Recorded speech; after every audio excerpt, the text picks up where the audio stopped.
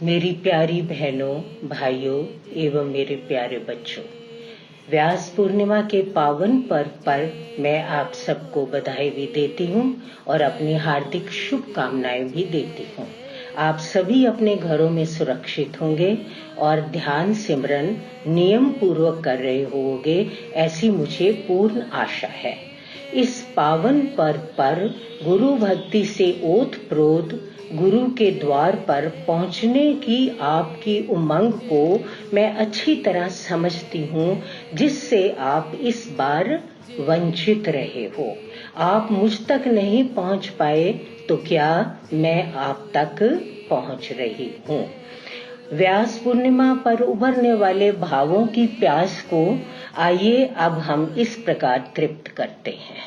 जय गुरुदेव, जय जय गुरुदेव, जय गुरुदेव, जय जय गुरुदेव, जय गुरुदेव, जय जय गुरुदेव, जय गुरुदेव, जय जय गुरुदेव, जय गुरुदेव, जय जय गुरुदेव, जय गुरुदेव, जय जय गुरुदेव, जय गुरुदेव, जय जय गुरुदेव, जय गुरुदेव, जय जय गुरुदेव, जय गुरुदेव, जय जय गुरुदेव, जय गुरुदेव, जय जय गुरुदेव, जय गुरुदेव, जय जय गुरुदेव, जय गुरुदेव, जय जय गुरुदेव, जय गुरुदेव, जय जय गुरुदेव, ओ जय गुरुदेव, जय जय गुरुदेव, जय गुरुदेव, जय जय गुरुदेव। व्यास पूर्णिमा के पावन पर्व पर जिसका नाम लेते ही हृदय में, वाणी में, शरीर में, मन में और आत्मा तक मिठास पहुंचती है, क्योंकि इसका संबंध आत्मा से है। कल कोई मेरे पास डॉक्टर आए, बेटी मेरी। मैंने कहा तन को आप सुख दे सकते हो, आराम दे सकते हो, नींद की दवाई दे दोगे तो तन ठीक हो जाएगा। मन को प्रसन्न करने के लिए कई साधन हैं, भौतिक साधन, लेकिन इन दोनों तह के नीचे एक और भी कुछ है, वो है आत्मा। यदि वो प्यासी है, वो भूखी है, यदि वो संतुष्ट नहीं है, यदि वो गुरु की गोदी में नहीं बैठी हुई, अपनी माँ से बिछड़ी हुई है, जिसका अंश है परमात्मा का, उससे दूर है, भटक रही है, अपने गंतव्य को, अपने लक्ष्य को, अपनी मंजिल को ढूंढ रही है, तो ये समझ लेना कि आपकी ऊपर तह जो है वो सदा ही डोलती रहेगी और अस्थिर रहेगी। तो ये व्यास पूर्णिमा, फिर जिन्हें पूर्ण गुरु मिलते हैं, माँ और बाबा जैसे, उनके कहने ही क्या, उनके लिए तो आज का दिन और भी चार चांद लगा के आता। तो इस पुण्यमय पर्व पर समीप से, दूर से, लगभग सभी स्थानों से बड़े भाव चाव से, बड़े उत्साह से, बड़े उमंग से, गुरु भक्ति से ओतप्रोत होकर, गाते हुए, बजाते हुए, गुरु की जय जयकार करते हुए, गुरु को नमन करने के लिए गुरुद्वार पर पहुंचे हैं। गुरु से आशीर्वाद पाने के लिए इस शीतल शांत चरण शरण में आए हैं। उन सब का मैं स्वागत करती हूँ और उन सब के श्री चरणों में सिर झुकाकर मैं नमन करती हूँ। आज वो दिन है जिस दिन गुरु के आशीर्वाद प्राप्त होते हैं। यदि हृदय में अटूट श्रद्धा है संशय रहित श्रद्धा है, अडिग विश्वास है, पूर्ण समर्पण है और झोली खाली भी है और खुली भी है। मैं कहा करती हूँ, खोलकर हम भिखारी बन जाते हैं लेकिन खाली करके अधिकारी बनते हैं। यदि आप चाहे गर्मी में बैठे हो, चाहे मैले हैं, चाहे कुचैले हैं, चाहे अयोग्य हैं, चाहे अनधिकारी हैं, चाहे पापों से दबे हुए हैं, हमारे पापों का अंत नहीं, लेकिन आज के दिन गुरु उदार हो जाते हैं। ये वो क्षण है, विश्वास करो, अपनी झोली खाली करके देखो, आज वो लेखा नहीं करेंगे आपसे, आज मां लेखा नहीं करेगी। यदि दिल के तार, हृदय की तारों में श्रद्धा और विश्वास की झंझनाहट है, वो तारें गुरु के चरणों से जुड़ी हुई हैं, तो आज आप खाली यहां से नहीं जाओगे, ऐसा मेरा सुदृढ़ विश्वास है।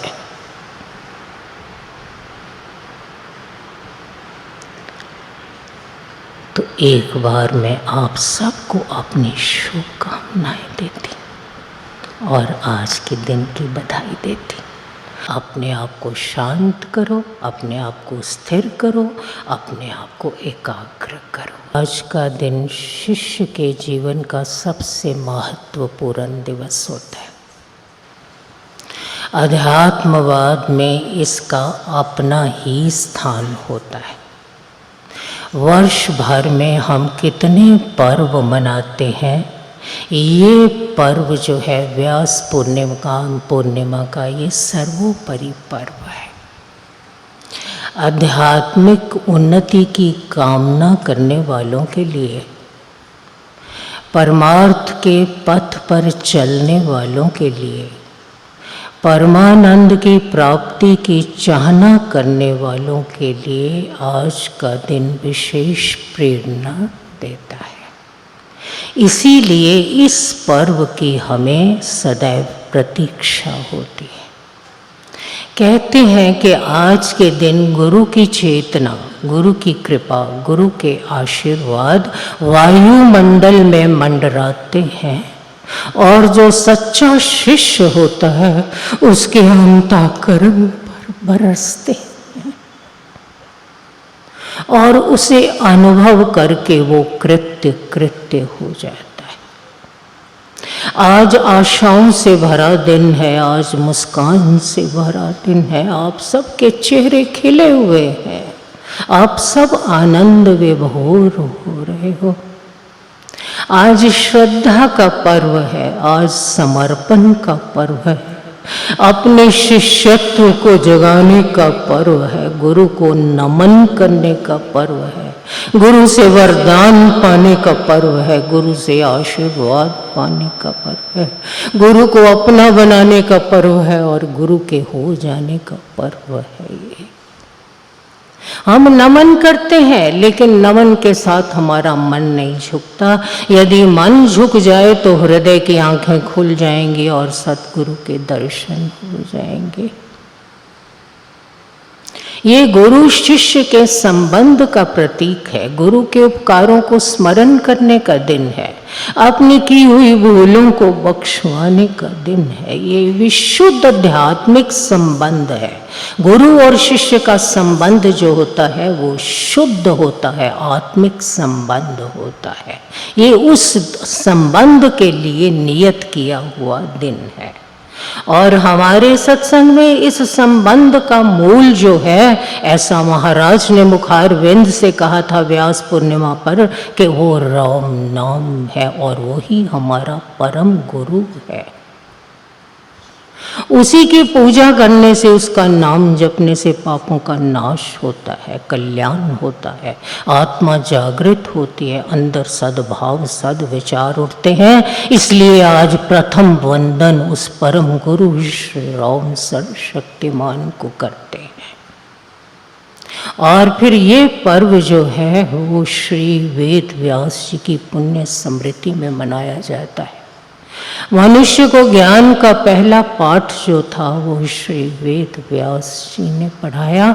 इसीलिए आज के दिन कई साधक अपनी साधना शुरू करते हैं, शुभ संकल्प लेते हैं और शिष्य अपने नए आयाम तय करता है। आज के दिन उस परोपकारी संत ने, उस दयालु संत ने बिखरे हुए वेद के मंत्रों को सुंदर लड़ियों में पिरोकर हमारे ऊपर उपकार किया। 18 पुराण, महाकाव्य, महाभारत, गीता की रचना करके जो हमें ज्ञान दिया, उस संत के हम आभारी हैं, उनके श्री चरणों में नमन करते हैं। फिर उन्हीं के सदृश परम तपस्वी, परम ज्ञानी, परम योगी, परम जितेंद्रिय, परम त्यागी, परम ज्ञानवान बाबा और भी जितने संत हुए हैं, किसी भी जाति के हैं, किसी भी देश के हैं, तपस्वी हैं, ज्ञानी हैं, योगी हैं, सती हैं, यति हैं, कर्म योगी हैं, जिन्होंने अपनी आत्मा से अपनी आत्मा को जीत लिया, जो जन्म मरण की पीड़ से मुक्त हो गए, जो स्वयं भाव पार किया और दूसरों को भाव पार कराया, जिन्होंने ज्ञान की लोरियां सुना सुना कर हम अज्ञानियों को अज्ञान की अनिद्रा से जगाया, उन सब के श्री चरणों में नमन करते हैं।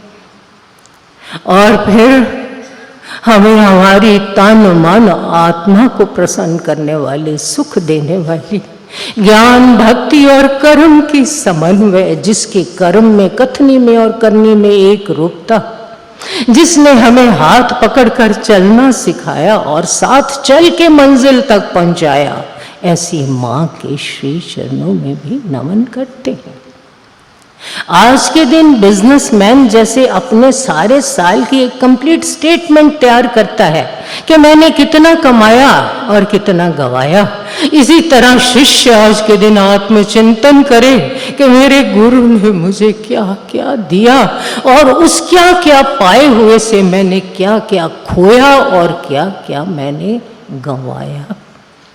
आज के दिन सोचो, जीवन का आधा हिस्सा गुरु शब्द से अनभिज्ञ, अनजान होकर हम गुजार देते हैं और जीवन का एक भाग गुरु को समझने में लग जाती है और जब समझ आती है तो बहुत देर हो जाती है, तो पता चलता है कि हम अज्ञान की निद्रा में सोए हुए थे। आज के दिन हम प्रार्थना करते हैं गुरुओं से कि यदि हम आपका हाथ पकड़ेंगे तो हमारे हाथ तो छोटे हैं, निर्बल हैं, क्षीण हैं, कमजोर हैं। जरा सा हवा का झोंका आया, जरा सा भीड़ हुई तो हमारा हाथ तो छूट जाएगा। हम निर्बल हैं, निर्बल हूं, इसलिए आप हमारा हाथ पकड़ लो जो कभी भी ना छूटे। ऐसी हम आज के दिन प्रार्थना करते हैं। युगों युगांतरों से बिखरे हुए हैं, स्थिर ही नहीं हो पाते, जन्म जन्मांतरों से आपसे बिछड़े हुए हैं, हमारी अंगुली पकड़ लो। जब प्रार्थना करते हैं तो मेरे कानों में आवाज आती है कि चलते जाओ, मेरी तरह रुकना नहीं, कितना भी संघर्ष करना पड़े, चाहे मंजिल दूर है पर अंदर के दरवाजे पर मैं उत्सुकता से तेरी प्रतीक्षा कर रही हूं।